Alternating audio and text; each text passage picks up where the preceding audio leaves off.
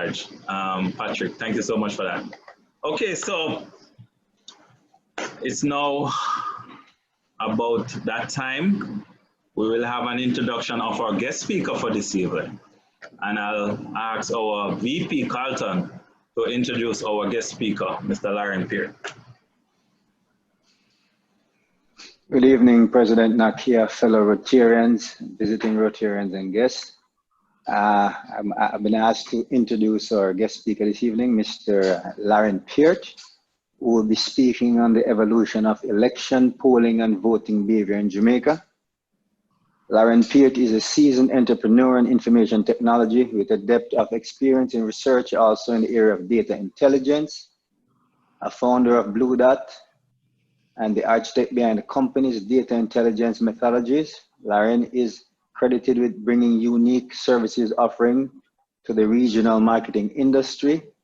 As CEO at Bluedot, Larren leads a team of highly skilled market researchers, data scientists and analysts, and has directed the execution of research assignments for a number of major regional and international brands. Larren continues to lead the product innovation at Bluedot with the implementation of cutting-edge research technologies and systems. You're so introduced. Thank you, VP, and thank you to everyone for having me.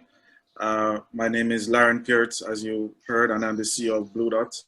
And Nakia has asked me to speak on the evolution of polling, of election polling in Jamaica. So I don't have a presentation. I'm just going to be speaking about how we've, in our opinion, revolutionized the industry here, and then I'll go through some of the data that we've collected so far. I imagine some of you here might be looking forward to seeing some of the actual poll results. So, how did we get into this? So, for those of you who don't know or never heard about Bluedot, we are an insights agency. Essentially, what that means is that we allow clients to make better decisions with data. There's a chronic lack of data not just in Jamaica, but in our region. And one of our goals is to ensure that companies, industries, governments, etc. in our region will, in the very near future, switch from our culture of making gut-based decisions to data-driven decision-making.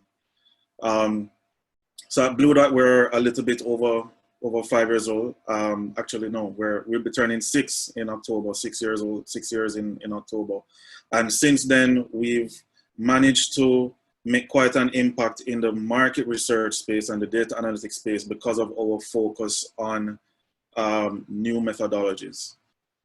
Specifically, and the purpose of this meeting is to talk about what we have done in the space of election polling. Now, traditionally, when I was growing up, the only 2 names I heard about were Carl Stone and Don Anderson. And, up until our entrance into the space in April of last year, those were the only 2 posters. Carl Stone died, and then Bill Johnson took his place through the Observer. But unfortunately, in that space of time, the methodologies and the science behind the art of polling was not upgraded, or it was not updated. And also, and as a result of that, there was at the time a lack of credibility, or people were not trusting polling anymore. And the reason why Bluedot got into it is because I went to a meeting once. I went to a pitch, and I thought I did well. And afterwards, the CEO said to me, "Boy, it was great, but so-and-so did a poll the other day, an election poll, and his results were wrong, and I don't believe in this whole survey thing." So that's really why we got into it. Now, we had already invested a lot of money in and resources into this area that's called consumer neuroscience. And neuroscience is essentially trying to figure out what the buy button in a consumer's brain is. So we use a lot of neuroscience tools for our corporate clients, where we do eye tracking. So we track eye movement on billboards, etc., or on packaging labels in supermarkets, and we measure emotions. Now, why I bring that up is because we did our first poll last year, April, in East Portland for the by-election between Damian Crawford and Anne-Marie Vaz. And what was unique about that is that we decided to test our neuroscience technologies in East Portland. I actually took a huge risk with the company and the reputation, and to enter such a volatile space. Politics is quite the thing in Jamaica. So how we went about the polling in East Portland was we did what is called an implicit reaction timing test. And just to back up a bit, neuroscience came about because out of a study which identified that over 90% of all the decisions that we make are made subconsciously. So to go a little deeper, broken down into what is called System 1 and System 2 thinking, where System 1 thinking is that 90% of decision making that's done primarily from the subconscious brain, or the subconscious side of your brain. And it's very quick. So if I were to say 1 + 1, you know that is 2. And that's System 1, so it's very quick. System 2 is the logical side of your brain, and that's responsible for 10% of the decision making, and it's a lot slower. So if I gave 2 large numbers for you to add or multiply, that's when System 2 kicks in. What's important about this is that when you do traditional marketing or even traditional research, those methods tend to only speak to the logical side of your brains. For example, price, which when you're purchasing something in the store and you're looking at pricing, that's a logical decision. But we know that if price was a true determinant of purchase, then the product with the lowest price would always come out on top. Price, as an example, is number 4 on the list of actual factors that influence purchase decision. So we need to be able to measure what these actual factors that really do influence purchase decision are, and in this case, what factors actually influence voting or voting behavior. In the 2016 US elections, only, I think, less than 5% of the pollsters actually got the results or the predictions right.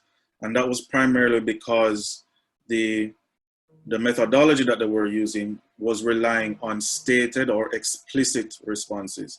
So if I ask you on a scale of 1 to 10, how do you rate KFC? What is a 7 to you might be a 6 to me. And that's an inherent problem with traditional methods or traditional market research. In the 2016 US elections, a lot of people were unwilling and they were afraid to actually state who they were voting for, who is now the president. And the traditional methods didn't pick that up. So enter neuroscience. What we did in East Portland, like I said, was what is called an implicit reaction timing test. And it is an effort to measure your subconscious. You can, for layman terms, you can say it's a lie detector test, but not really.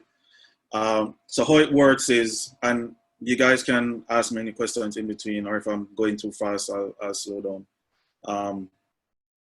How the reaction timing test works is, as an example, if I were to ask any member of the Rotary Club here, is Nakia a good president? And at the same time, I tell you to slap my right hand really quickly if and when I say Nakia is a good president. if subconsciously you associate Nakia with being a good president, then you're going to slap my right hand really quickly. But if you have to think about it, then there's going to be a delay. So what we measure is down to the microsecond, the reaction time when in this case, the voters were presented with stimuli or a priming word, which would have, in this case, would be Anne-Marie Vaz and Damon Crawford. Everybody get that, or should I go over? Anybody? It's good so far. Great. All right. So we had identified previously through other research methodologies that the 5 factors that voters primarily consider when voting are if the candidate is dependable, caring, trustworthy, honest, and something else I don't remember right now. So in East Portland, what we did was we went around with tablets and we spoke to voters, had them interact with the implicit reaction timing test, or IRT, on tablets. And essentially what would happen was that a picture of Anne-Marie Vaz would come up on the tablet screen, but just before that there was a priming word, so like dependable or caring. So you would see dependable, Anne-Marie Vaz, and then the voter had to then hit the corresponding button for both Anne-Marie Vaz and Damon Crawford.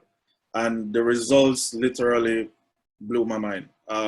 In terms of our predictions, we were the most accurate out of all of the pollsters, because for the first time in Jamaica, in the Caribbean, and as far as I know, almost anywhere in the world, we were measuring implicit or unstated responses.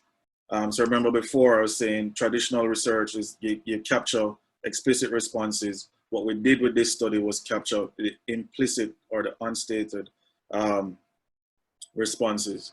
And we had cases where we were able to see on the graph, because the software through the AI, the artificial intelligence, allows us to we see a graph after each response. And not only were we able to tell who the undecideds were categorically or definitively, but we could see where, for example, a staunch JLP supporter who would have explicitly stated to us, no, I like Anne-Marie Vaz, when we measured them implicitly or doing the reaction timing test, for example, we could see that they thought that she was honest and she was dependable, etc., or vice versa between Anne-Marie Vaz and Damon Crawford. And based on those results, we were able to identify and to predict who the winner was we were within 2% or less than 2% margin in terms of what our prediction was. And like I said, it was really eye-opening for me. It was the first time that we were using that specific methodology, and that's how we entered into this space. Any questions from anyone regarding that? Is it normally interactive, Nakia, or just talk and then there's questions at the end, or yes. Usually it's easier to have questions at the end. That way, sure. It will flow. Cool beans. All right. So, in addition to that, how we go about collecting studies when we're doing it traditionally is we focus a lot on the sample. So, when you're doing market research or any type of research type study, you need to identify who your target is and what your sample breakdown should be. We have perfected a proprietary methodology in how we select our sample. So I can't go into too much detail, but what we do is we look at a nationally representative sample, but the difference between how we go about doing it is that we go down to the PD level. Traditionally, it is done by electoral division. So you have constituency, electoral division, and then PDs, and then communities below that. we take a representative sample down to the PD level. And what I mean by that is, let's say, for example, St. Andrew Eastern constituency, which is currently being contested by Fayetteville Williams and Venetia Phillips, we look at what the total sample of voters are in that particular constituency. I think the registered voters in St. Andrew Eastern is 28,000 something. And then from that, we break out the sample then by electoral division. In this case, there's 2 divisions in St. Andrew Eastern. There's Papine and Mona, Papine being the larger division. Then we work out from that, in those 2 divisions, what are the PDs and then the communities, and then we break out a representative sample from those based on the total amount of voters, because in this case, it's not a national census where we need to get large amounts. So a typical constituency poll would be anywhere between 400 to 600, and then that would give you confidence interval or margin of error of anywhere between 95% or plus or minus 5% confidence interval. So that's something that we take pride in. And then also one of the things that we do, again, speaking about the evolution of polling and how we think polling should be done and what polling should evolve into, is we also collect GPS information. And no one else does that as far as I know at this point. So for example, we've had instances where an interviewer is supposed to be in St. Andrew Eastern. GPS tells us that she's in Halfway Tree, which is a whole other constituency. Those responses are flagged and they're deleted. We don't use them, and that is key. When one of the bigger issues in our industry is that you have interviewers who can literally stay at home with paper clipboards and collect data, and the research company would never know. So we've completely eliminated that. I mean, we've had instances where we've had to fire interviewers because we can tell that they're at their home address.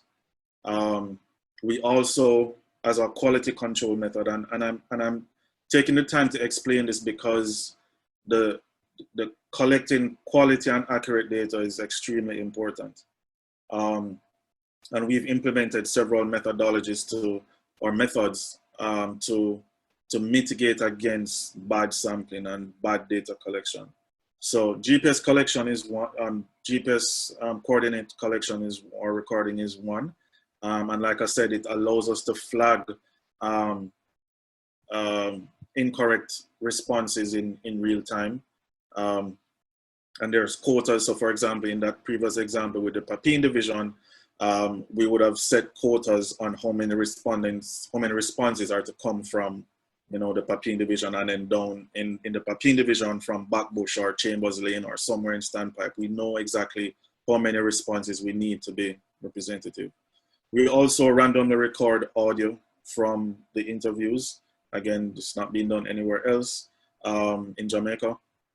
So we in our quality control, and when we do listen back to the recordings or to the interviews, we can tell if the interviewer again is cheating or trying to cheat, and that is also very important as well. In addition to that, we know what the average response time per question is or per instrument is. So for example, in the national poll that we did, the survey instrument is around 18 minutes. So if we see responses coming in from interviewers that are 10 minutes or 9 minutes, then we can flag those. And again, like it's very important to have these checks and balances in, because people are unscrupulous, and a lot of people, because they get paid per response traditionally across the board, you will literally have interviewers sit down under a tree somewhere just filling out pen and paper. So we've implemented a lot of or integrated these types of technologies into our platforms and into our systems to mitigate as much as possible against the this unfortunate occurrence. So that's on the data collection side. Because we're using tablets, and it's done in real time, we give our clients, in this case, the political parties who would have hired us, access to our real-time dashboard. And this is also very important because it actually, I can't say which constituency, but we did some polling in a constituency a couple of weeks ago, and the candidate was able to react and respond to information that was coming in because he had access to that live dashboard. Our competitors in the space take 4 to 6 weeks to produce a report. We give our results in real time, literally from the first interview is done. The candidates in this case, they get a dashboard and they can see the results as they come in. And this lends to a lot of transparency for us and for the clients as well, because there's no way we can cook the data, which is what it's called, afterwards. You know, if they see it as it is coming in, then the chances of us doing that are mitigated somewhat. And one of the things that we did in this election season and for the national poll that we conducted about 3 weeks ago, for the first time, we made the election results live. So I don't know if anyone here had access to it or accessed the link, but anybody anywhere in the world could have accessed our poll data live as it was coming in. To be frank, I find it pretty annoying that the other media houses, they release the results piece. I get why they want to get support and readership and listenership over a period of time, but we kind of want the data now. You know, like a lot of people just want to see what's happening now. So that's one of the reasons why we did that. The other reason, again, is transparency. A lot of people think that pollsters are hired guns for parties, for the political parties. I would never at Bluedot, or we would never at Bluedot do a national poll for a political party. Every time that we've done it, it's been funded either by us or by Nationwide News or some other media host. Again, because we don't want to be, not that we could be, but we just don't want anyone to try to influence or tell us to take out this question or anything like that. We're just not in that game at all. It does happen, I'm told. So for the national poll, again, first time in Jamaica, first time ever done, we made the results live, and they were public, and they're still up on the dashboard, via the dashboard.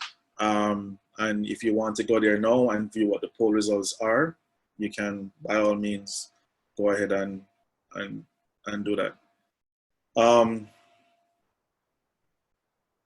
Right, so spoke about the neuroscience and how we've integrated neuroscience into polling. Spent some time talking about how we sample and why we think our sampling has more merit, and spoke also about how we go about collecting the data and all the checks and balances that we incorporate into the process. We also do callbacks, so we collect numbers from the voters, as many as we can, and we call back 10% of the sample to ensure that the interview was actually done. And you know, from time to time, you hear a lot of people say that, you know, from them born, them never see nobody, them never do no poll yet, etc., etc. And that's understandable, because you only need a seemingly small amount of respondents to be nationally representative. So in a national poll, typically what is done is anywhere between 800 to 1200 responses, traditionally or typically. If you go anywhere above, especially in Jamaica, if you go anywhere above 2,000 or even 1,600, the results won't vary. So you might get a 0.05 percentage difference in a score or a tabulation if you were to do a 1,200 sample versus, you know, a 1,600 sample. It's unwarranted. Even in the US, the population 350 million, their national polls are still within that number, 1,200, mostly. So that's one, or that's another thing. How we've also evolved polling is we also have the only online panel in the Caribbean. And what that means is that we have a database of over 10,000 well, now it's 14,000 Jamaicans who are online, who we can send any survey or any poll to, and we get the results in a matter of minutes. It's one of the pivots that we had to make or properly enforce as a result of COVID, because we needed to be able to not have to go out in the field and possibly compromise our interviewers as well as the respondents themselves to conduct any type of survey. Luckily, when we were doing this last national poll, we were able to still go out in the field. They had their masks and sanitizers and face shields and all of that stuff. So that one was done in field. But we do have the ability to do polling online. And we've supplemented that with what we call an offline database, which has 4,000 Jamaicans from all over rural Jamaica. We have a couple farmers, laborers, etc., who we call to conduct surveys. Because if we were to rely on the online panel, there are people who don't have access to data, and that would have been a skew in the data set, and it wouldn't have been nationally representative because some people would have been excluded from it. But at any given point in time, as a matter of fact, it is likely that we will run some online poll tomorrow because I am keen to find out, you know, what the effect of COVID is going to be on voter turnout. I believe that at this point in time, the election can go anyway. Despite our polls and the strong leaning towards the JLP, because of, you know, based on the results from the poll, I believe it can go anyway because of the voter turnout on Thursday. So I want to gauge how enthused the Jamaican voter population are about going out and actually voting. And now I hear it might rain very heavily, so who knows what that is going to be like. I had posted today, I'd made a tweet today, just, you know, highlighting that there are 30,000 people in quarantine right now, and there are 21 marginal seats. And marginal seats for us are seats that have less than 1,000 votes between them. St. Andrew Eastern, as an example again, was won by 165 votes. Now you can imagine if we have 30,000 people, and let's say a portion of that 30,000 quarantine people are voters or registered voters, how that could affect a seat like St. Andrew Eastern, just by their not being well enough to come out, or they just don't want to come out for whatever reason. I mean, I saw today that provisions have been made for them between 4 and 5, but you know, if they're unwell and they can't come out, then that alone, in my opinion, will affect the possible outcome of the election. Despite, and as a pollster, maybe I shouldn't be saying this, but despite our polls and how much I believe in our polls, it's really anything can happen, in my opinion, at this point in time. And of course, you know, they said elections are won on the day, and it's really down to the ground game. It's who can get the most voters out at this point in time on the day. So it's who hire all of the taxi man them and the bus man them, is who have their transportation and logistics work out, who have their canvassing list. That's what it boils down to on this particular election day. Feel like I've been talking for too long, so I will pause here if there are any questions. We can take those, any feedback, and then if we still have time, I'll go through the last national poll data.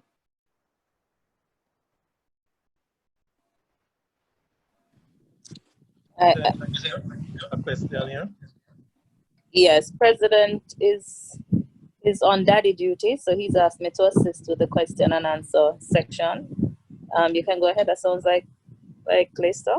Yes. VP Glaister, go ahead. Good evening. A question here. Data collection. It was said recently that in the same reference constituency, it was alleged that one of the candidates asked her supporters to flock, or just one of the interviewers, so as to skew the result. Right. How do you filter out that effect from what was intended? Right. Good question. Thanks for asking. So yeah, that was unfortunately. We've done about 14 constituency polls over the past month, and it's something that has been attempted several times. But our interviewers are trained. First of all, we don't ask people we don't approach crowds. That's one. Two, the interviewers approach every nth person. So it might be every fourth person or every fifth person. In terms of, if it's a household study, then they go to every fourth house or every fifth house or every sixth house, obviously for the sake for randomness. Mm-hmm. So the interviewers would have been, it's something we're accustomed to. They would have been trained to spot those things. And then also, if we, through the GPS, if we realize that particular results just look too similar from a particular area, that will raise a red flag with our quality control checks. And then we will go back and listen to the recordings. And then if we need to go back in the field, we will go back in the field to recollect data. But okay. It's unfortunate that it happens, but it does happen. All right, thanks. All right, thanks for that. I see PE Kesia with her hand up. Anyone else needs to ask a question, you can just do the raise hand feature. Go ahead, Kesia. Hi, Larren. Hi. Great presentation so far. Question. So we have an issue right now in the media where Dr. Andre Horton has questioned Don Anderson's results, which indicate that he's trailing behind the JLP in St. James. I know you may not want to answer because it may not be politically correct, because that touches on your counterpart, which could be unethical, but is there any truth to that? I mean, Don Anderson is known for polling to be fairly accurate over the years. What is the difference between your methodology and Don Anderson's per se? I have one more question, but I'll do this first. Sure. All right. So thanks for asking that question. So I came out in support of Don Anderson yesterday, and the Gleaner actually. So I responded to Dr. Andre Horton's tweet yesterday, and did my best to support Don Anderson and to support our industry, because unfortunately, pollsters are only liked when the results are in alignment with the particular person's opinions or leaning, right? in most cases, in some cases, I may not say always. So we expect people to try to discredit our polls and our methodology and you know, our results. The ironic thing about yesterday's exchange, though, was that Dr. Horton tried to discredit Don Anderson and went as far as to say that, you know, he needed some academic training, and also went further to show some graphs from a poll that he did. Now, the graphs from that Dr. Horton showed actually highlighted an even bigger problem on his part, that he just didn't know what he was talking about anyways, because his graphs from the poll that he did had a sample size of 166. And like I said in my tweet, there's no credible pollster that would go into a constituency and only collect 166 responses, right? So like I said, it's part of the course. They will, people will always try, and I've had to toughen up as a person and not take these attacks personally. There was no merit to what Dr. Horton said. He didn't understand what the results, or he didn't interpret the results properly. And I'm confident that the methodology and what Don Anderson did was credible, because we also did polling in that constituency and the results were the same. And another pollster went in and the results were the same as well. So I'm pretty confident that you know, Don Anderson's results are accurate. Thanks for that. And really quickly, in terms of questions, so there's this idea that most persons in the inner city or in rural communities, or, you know, for the want of a better way to say, they don't understand the real core issues in the economy. They don't understand, you know, certain reports, economic reports, etc. Is this true? And how then, what kinds of questions do you ask to determine? Is it just merely emotional? So they like how Anne-Marie Vaz says, beautiful speaking can buy this or whatever. Or do you ask questions like, you know, who really brought down crime? Or, you know, just to say, is it true? So I mean, so naturally, if you go into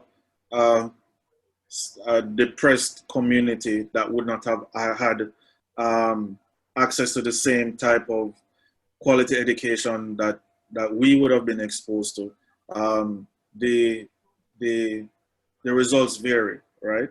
But who people like is who they like, and they like candidates for various reasons. What I will say is that the reasons why voters in those communities and rural communities versus urban communities like Kingston and higher income communities vary. So, for example, the more rural you go, the top 3 problems or issues that voters want fixed are: they need water, they need roads, and they need jobs. So almost any and every rural constituency that you go in, those are the top 3 concerns.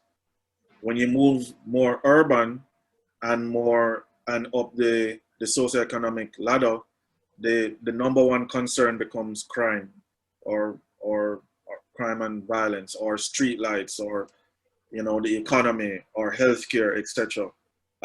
Juxtaposed against lower income communities and rural communities, it's water, road, and jobs, which I tweeted again. It's pretty sad that in 2020, the number 1 concern for a lot of people is still water, right? When you go to more urban, lower income, then of primary concern or primary issues are not so much crime, but jobs and access to healthcare, etc. So you tailor the questions then per community, per constituency? No, we don't. It's one standard questionnaire that's done for everybody. The interviewers are trained though to ask the questions in an easily or as easily as possible understandable way. But I mean, just to say that, you know, somebody in a low income community's perception of the economy um, may or may not vary, or you know, it will vary from ours, but it's still a problem to them, and it's important to capture their opinion so that the study can be nationally representative. And there are intelligent people, you know, it's not a matter of where you come from. So that's a bad assumption. That's why I asked the question. Right. No, it's everybody's voice counts. We want to hear from them. We want to hear from everybody. So we go into any and every lane. I mean, we've had cases where we've had to make connections with rulers or influential people in communities to get access to go in to the communities. Okay. Just so that we can ensure that we are capturing all opinions and views. Thank you. Okay, thanks. I see two things. I see that Wayne has his hand up, but I know Bobby also had his hand up first. So Bobby, go ahead, followed by PP Wayne. Thank you. Thank you, Madam Moderator. Larren. Yes, sir. From your data collection, can you at any point in time determine whether the populace have made up their mind prior to an election? Have they made up their mind? Yes, as to where they're going to vote in your collection of data. Can you determine from any of the scientific gathering as to whether or not the population has already made up its mind at any point in time before the election? Certainly, and you know, the closer you do polling to the election is the more accurate that the data will be. So, for example, I've heard some people saying that since the spike in COVID, and two, the recent leadership debate, that there may be a shift in the voting pattern as a result of those two factors. But from our standpoint, we conducted our national poll.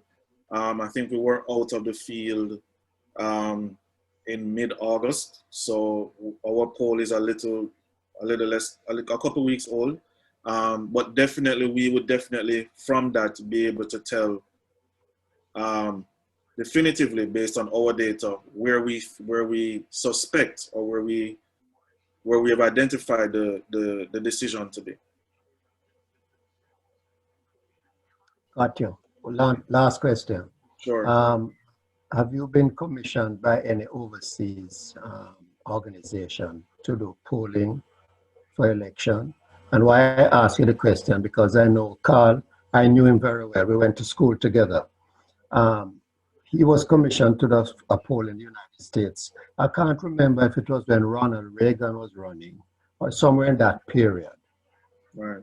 And that's why I asked you the question if you have been commissioned by any overseas organization. So we've been asked as recently as the Guyana elections, but I decided to not go over there because there was too much at stake in the Guyanese elections, and I didn't feel we would be safe going over there because there was the whole oil situation. I just didn't feel comfortable, you know, in accepting that. doing a poll over there. But definitely after we did our neuroscience study, and like I said, I haven't found anywhere else that has done that type of study.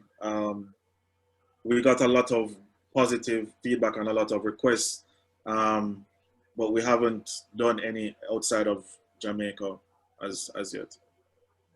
Thank you. Okay, PP Wayne, followed by Perrin. Sure, thank you. Hi, Larren, how are you doing? Hi, Wayne, what's up? Not much. Quick question for you. Might be technical. By technical is just my way of saying technical. But I've always heard about the margin of error of 3%. Every time there's a 3% margin of error.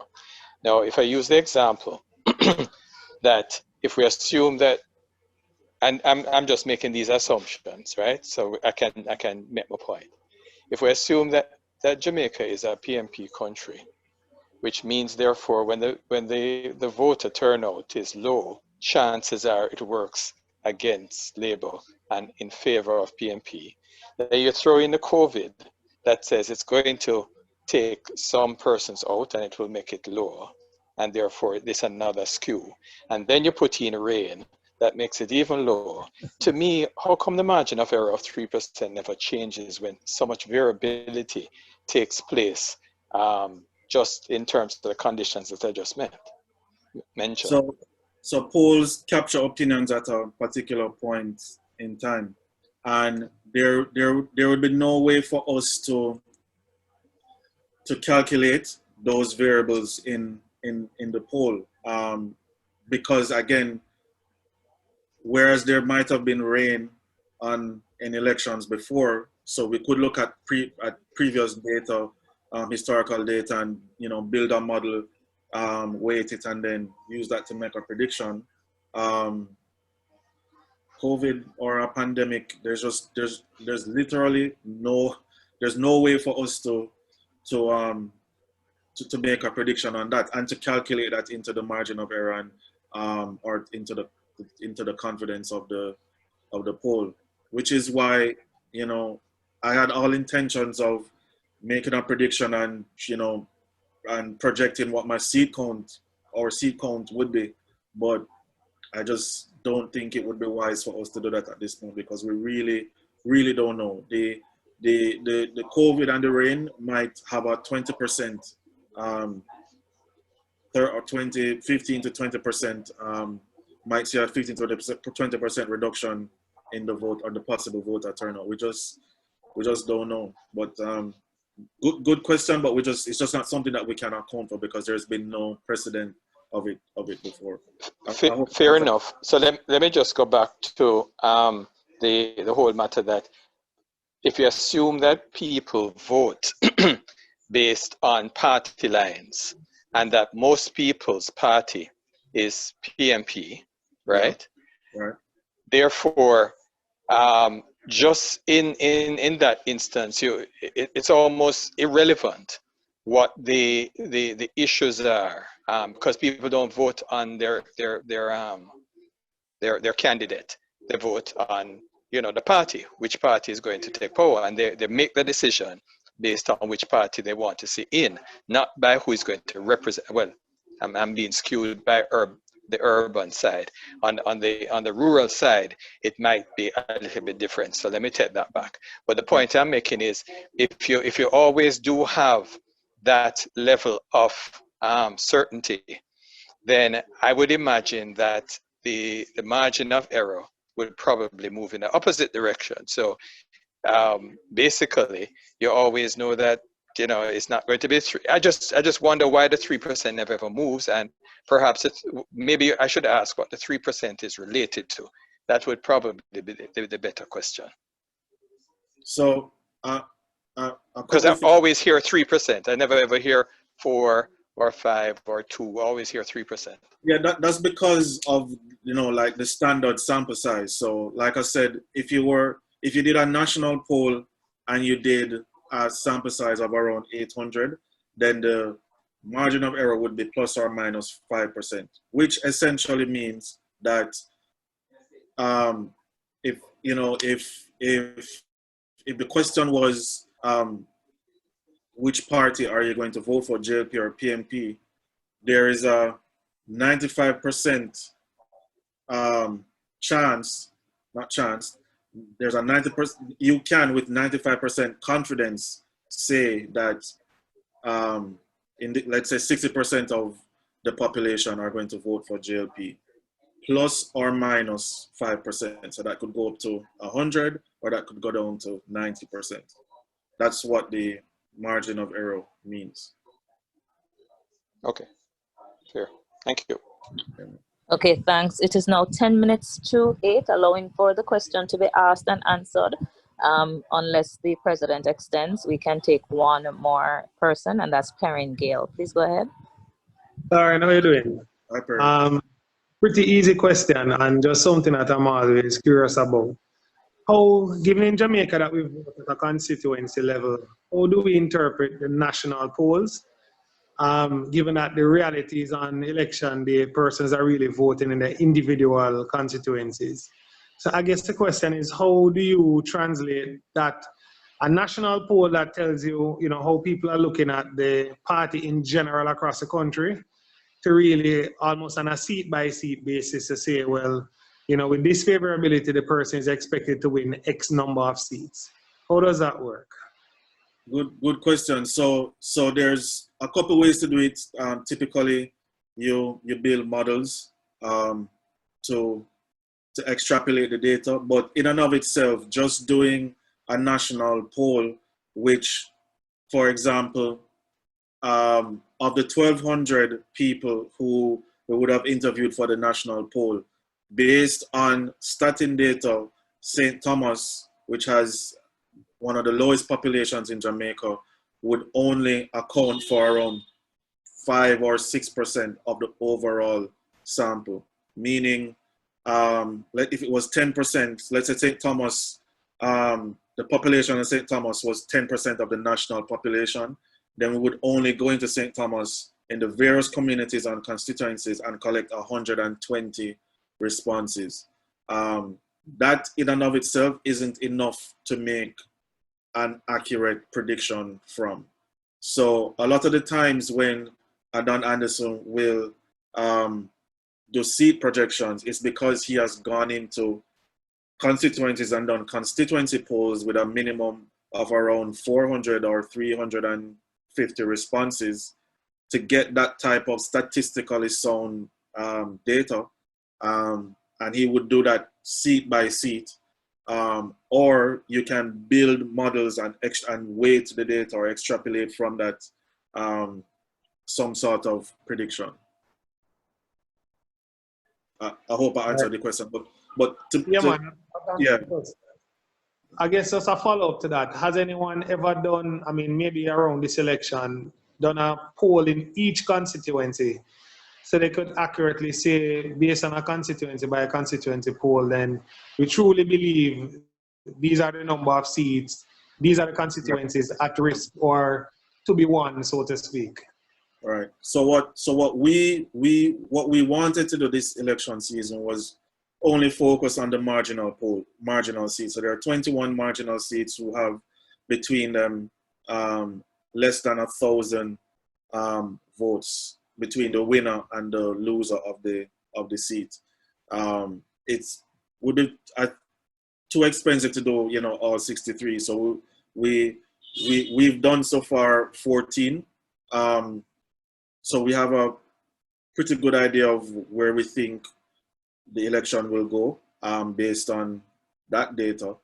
But it wouldn't make sense, for example, to go to West Kingston or East Kingston and do a poll there, because East Kingston will for sure vote PNP unless some miracle happens, and the same for West Kingston. So we would need to go into those areas.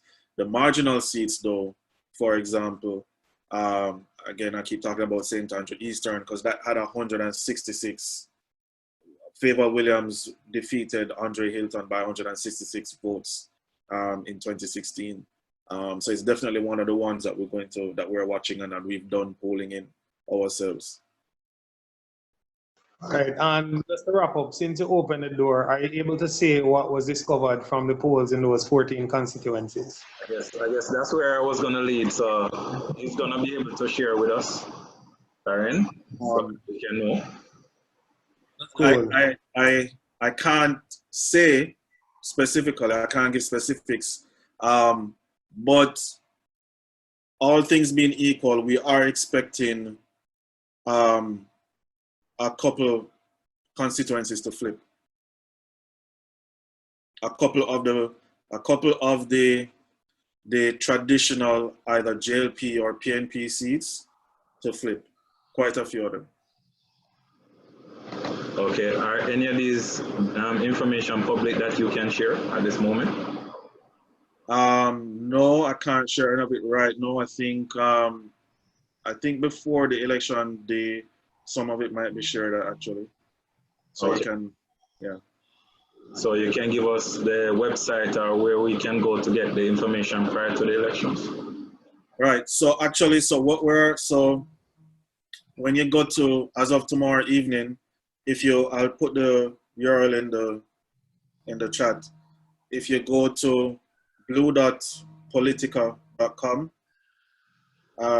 you should, in addition to that, some of that data, you will be able to view past election results from 2011 and 2016, and also for those political analysts or whoever is enthused about the politics, you will be able to, based on the data, make your own predictions and do your own seat counts. Okay, so in terms of the general now, do you have those data that you did? Yeah, man. I can bring it up, or I can also share the URL. You can bring it up. All right, sure. One sec.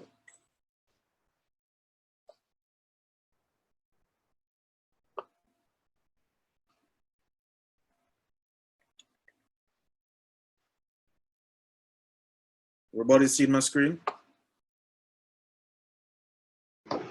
Yes, we can. Okay.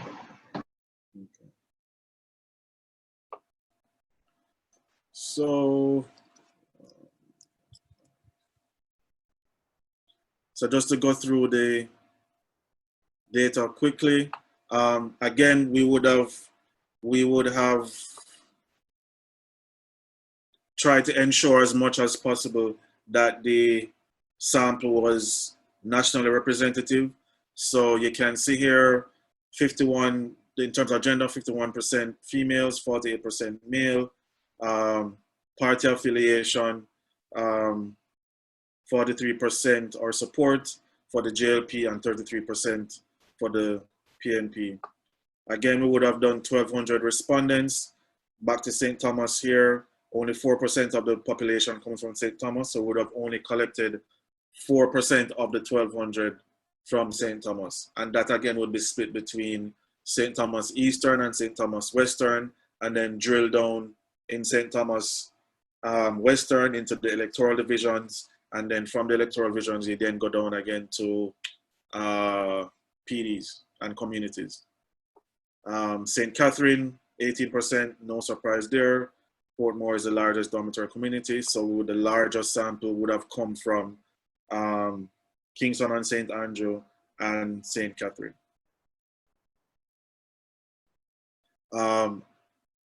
Demographics as well, this would be in alignment with starting data, so household income, employment status, etc. On the matter of voter confidence and intent, I was going to bring this up, Wayne, when you asked the question, but when making a decision to vote, which is more important, 53% of the respondents said that they vote for the candidate who is the best MP for their constituency. Again, we find more of this 53% will be coming from rural communities where the MPs really matter, right? The MPs who are responsible for road and water, the whole entire constituency would be keen on that. When we go urban, most people don't even know who their MP is, like based on some of our data. And then of course, we would have then broken that down, by demographics, so we could see older people versus younger people, what that was saying. On voting intent again, this question would be, do you intend to vote in the next general election? So 81% said yes. 56% respondents indicated likeliness to vote. 21% undecided. So this was a couple of weeks ago. I would expect that this undecided figure would have shifted a little post manifesto and post debate. In terms of perspectives on the political parties, 53% of that 1,200 have positive opinions of the Jamaica Labour Party, 34% for the People's National Party, positive ratings. In terms of negative sentiment, 22% for the Jamaica Labour Party and 27% for the People's National Party. Confidence in the party's ability to manage COVID, the recovery, 77% of that 1,200 are confident that the JLP are best able to manage the recovery, 22% the PNP. Again, I don't have empirical data, but I would suspect based on what I'm seeing and hearing from the street that there would have been some shift in this since the recent spikes. So based on this, we would have, in terms of the trajectory, would be a 18% margin of victory for the JLP. And Perrin, back to your question, you could use this, extrapolate this 18% to get a seat count from this if we wanted to, but like I said, we're not doing that this time around. And if just so you can get the questions, I think it was Keisha that asked about what questions do we ask. The questions are here. Do you have a positive or negative opinion of the party? Which party are you most confident in to manage the recovery? If general elections were being held today, which party candidate would you vote for? So that's what this data is, represents. Perspectives on leadership. We did a previous study in January of this year. So 69% of the population have a positive opinion of Andrew Holness as a leader, 31% for Peter Phillips. And as you can see here, in January, the positive, the rating for Andrew Holness was at 63. When we did this 3 weeks ago, it went up to 69, and Peter Phillips went down by 6 points. We also wanted to measure Peter Bunting, measure Andrew Holness against Peter Bunting, and you can see that the other Peter, Mr. Bunting, he had a slightly higher record than Peter Phillips.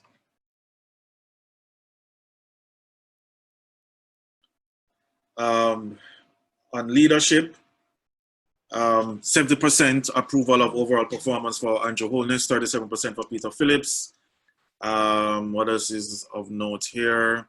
69% of the populace are confident in Andrew Holness to manage crime, 31% for Peter Phillips. 68% are confident in Andrew Holness's ability to manage corruption. And again, 79% confidence in ability to manage Jamaica's COVID recovery versus 21% for Peter Phillips. Again, I would be keen, I wish we could go back in and do this study after the debate. Again, from what I gather, there is a lot of positive,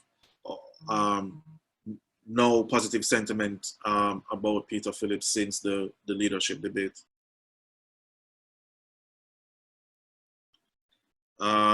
In terms of perceptions of corruption,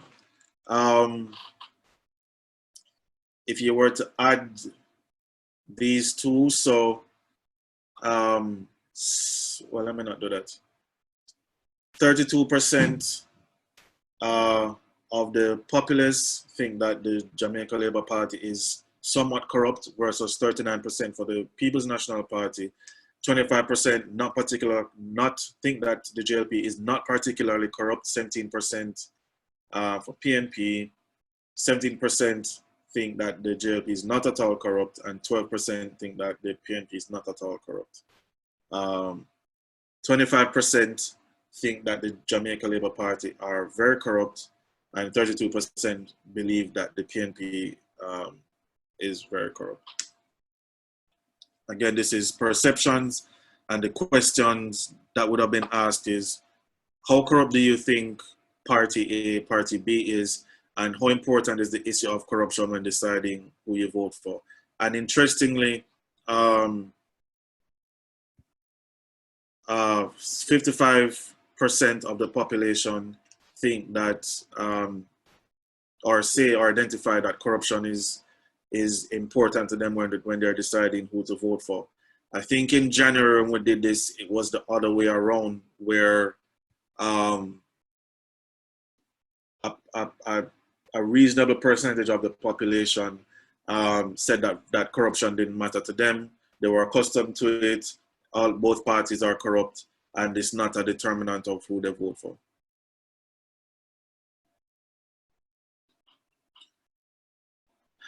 This is a breakdown of the corruption scores. I won't go into this. In terms of governance and direction, generally, do you think the country is going in the right or wrong direction? 64%, despite COVID, felt that the country was going in the right direction, 36% in the wrong direction.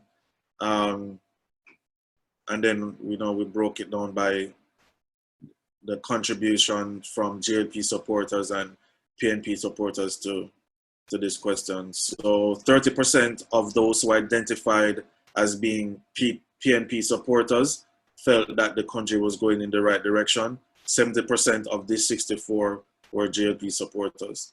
70% of those who felt the country was going in the wrong direction were PNP supporters, and of this 36%, 10% of that felt that the country was going in the wrong direction were JLP supporters.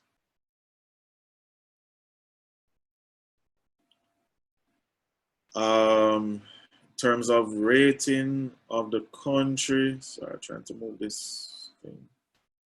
14%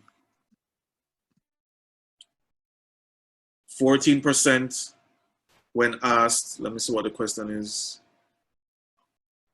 How would you rate the overall state of the country on a scale of 1 to 10, where 1 means terrible, 10 is excellent? How would you describe the way you feel about the state of the country these days? So words that would have popped out: discouraged, fearful, angry, indifferent, cautious. These are positive here. Concerned. 29% in terms of rating were in the middle, straddling in the middle. If you combined this 14% and this 10%, 24% either felt that they felt bad or terrible. And by the way, if anyone wants these results, I can share it. What are Jamaica's biggest problems? I think this would have been an unaided, let me see. Let's reduce this.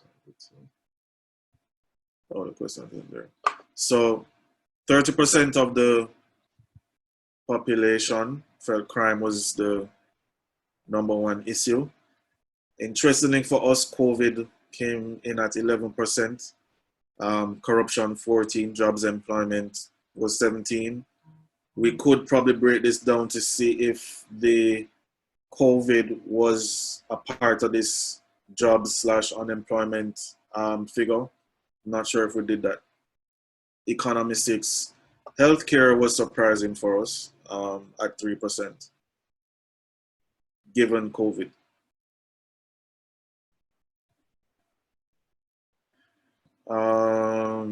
Top successes and failures of the current JP administration.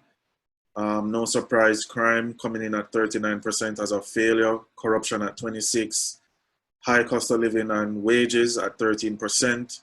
On the success side, no surprise here again, 26% roads and infrastructure, 23% for how the government handled the COVID-19 response, 14% for the economy, etc., etc.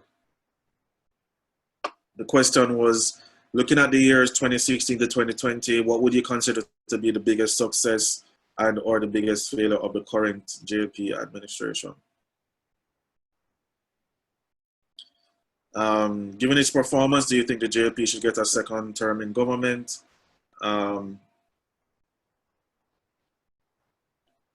In August, post-COVID or after the COVID, 69% said yes. In January, it was at 61%.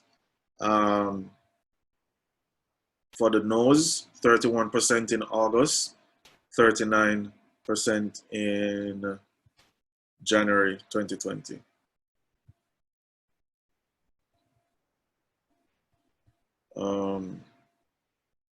Will the government's COVID-19 response factor into your vote? You could add 54 and 21. Was that 75% of the population said that in some way, shape, or form, the government's response to COVID would factor in who they in their decision to vote. I think that's interesting.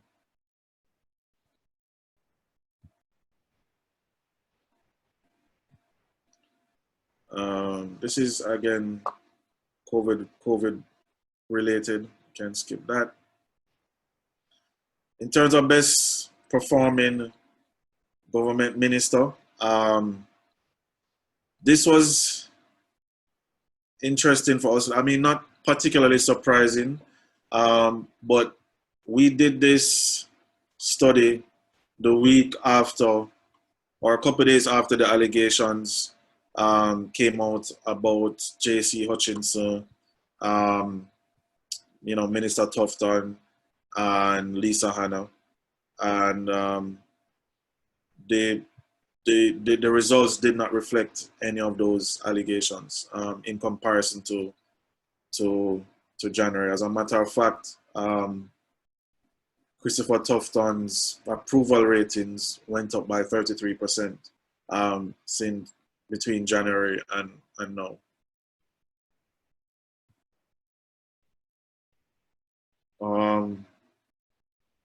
On the opposition side, Peter Bunting and Damon Crawford and Lisa Hanna. No surprise there, they're the most visible. We also wanted to find out, this was again also around the time when the Prime Minister made the statement about Michael Manley. So we wanted to find out who in Jamaica's opinion, which Prime Minister had done the most to benefit the people of Jamaica. Michael Manley came out on top at 38%, followed by Andrew Holness, 21%.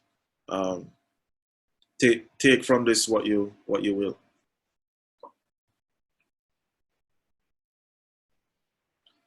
All right, here we go. Recent impressions of minister and the media. I've already spoken about this. The bad press didn't affect any of these people, so any of these politicians. So there were some allegations about Lisa Hanna that came out in the media about J.C. Hutchinson, Christopher Tufton, Andrew Wheatley, and Darrell Vaz, and for the most part, opinions didn't change much, except for Andrew Wheatley and Darrell Vaz, I would say. No opinion or no change in opinion was more positive opinion for Christopher Tufton. That was interesting.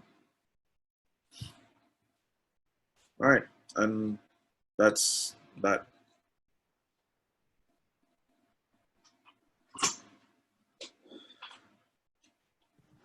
Okay, thank you for that.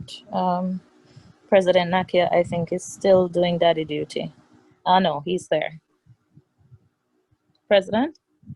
Okay, thank you so much for co-hosting with me, Vice President Kamika. And thank you so much, Larren, for an excellent presentation. I will now call upon, let me make sure, person that will carry out our vote of thanks.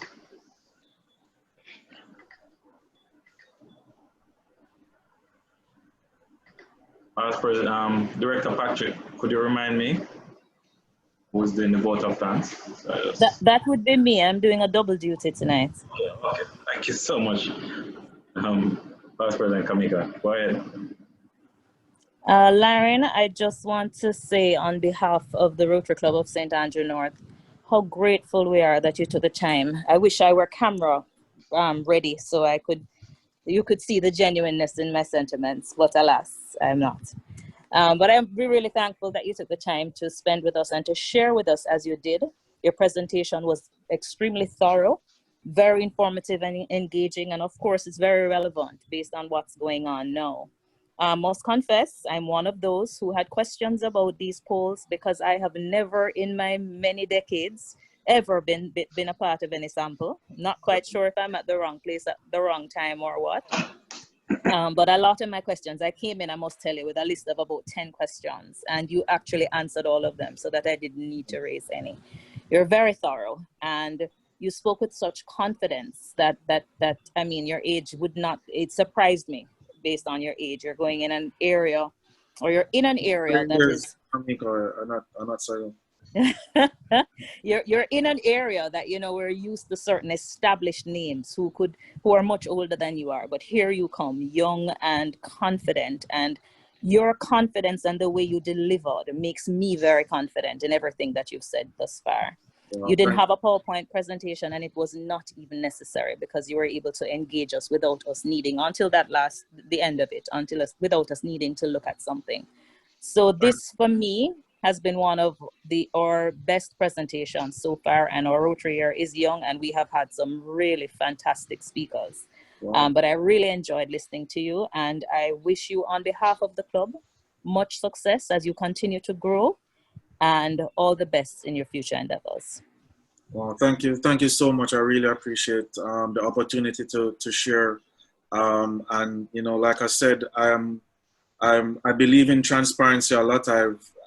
We will share any data that we can, just to get you know, Jamaica believing in the art and the science of polling and market research and surveys again. So thank you so much for the opportunity to share that with you, and I really appreciate it, you know, on behalf of myself and the rest of the team at Bluedot. Thank you. Yes, thank you so much, Larren. I don't think I need to add to that. We are well past our closing time, which is fine. We're normally able to accommodate whenever we have very excellent speakers. And this is also a testament to that, because we still have all the persons that would have logged on at the initial, they're still here with us. And we're pretty much closed now. So I'll now invite our Vice President to just do us the toast to a Rotary Club of his choice and RI. President Nakia, fellow Rotarians and guests, again, good evening. I would like to raise a glass to the Rotary Club of Nassau, Bahamas and RI. Nassau, Bahamas and RI. Thank you, thank you, thank you. All right, so thanks again for coming, Nassau. Again, I look forward to your invitation. And yes, most definitely.